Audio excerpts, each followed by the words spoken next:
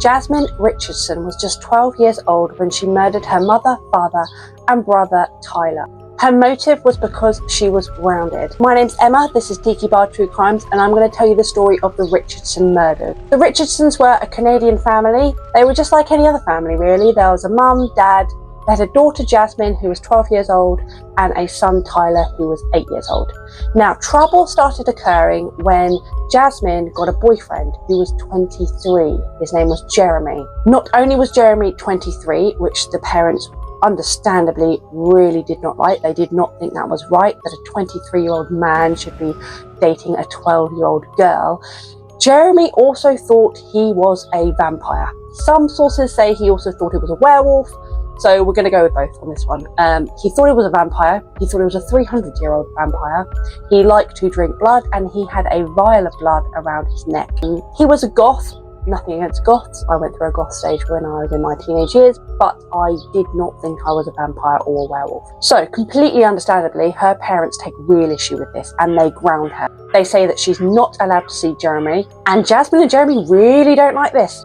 They go online, they call the parents names, and they've come up with this plan. It's actually instigated by Jasmine. You would have thought it would have been instigated by Jeremy, but it was actually put forward by Jasmine to wipe out her family. Some sources say that they were inspired by the film Natural Born Killers, which is where a young couple go around on a murder spree. Literally hours after watching this movie in 2006, they then decide to kill all of Jasmine's family. So they enter the home and they start off with her mum and dad. From what I can read, and I'm going to start calling him Jerry from now on because I'm really struggling with Germany. Jerry killed her mother and father by stabbing them to death.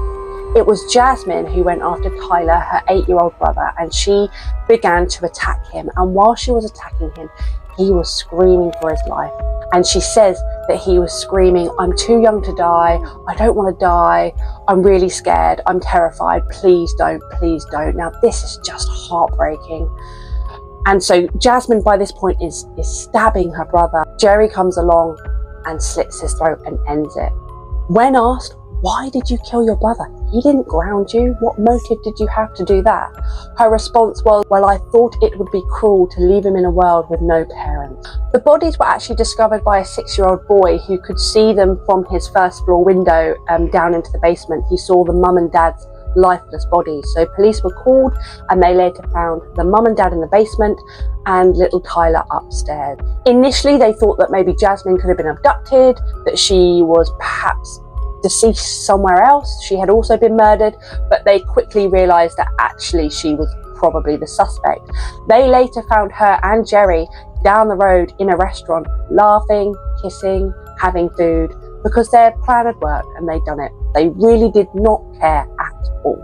So they were arrested, tried and convicted, and because Jasmine was so young, at just 12 years old, she could only receive the maximum sentence of 10 years, and she'd already by this point served 18 months in custody. So she was sentenced to 10 years, and then she was sentenced to another 4 years in a psychiatric unit. From what I can see and work out, she served 4 years of her custodial sentence, and then she was sent to a psychiatric institution where she served 4 years there. According to sources, she really did improve and she was rehabilitated. She showed great remorse and she was released in 2016 with no need to check in with authorities.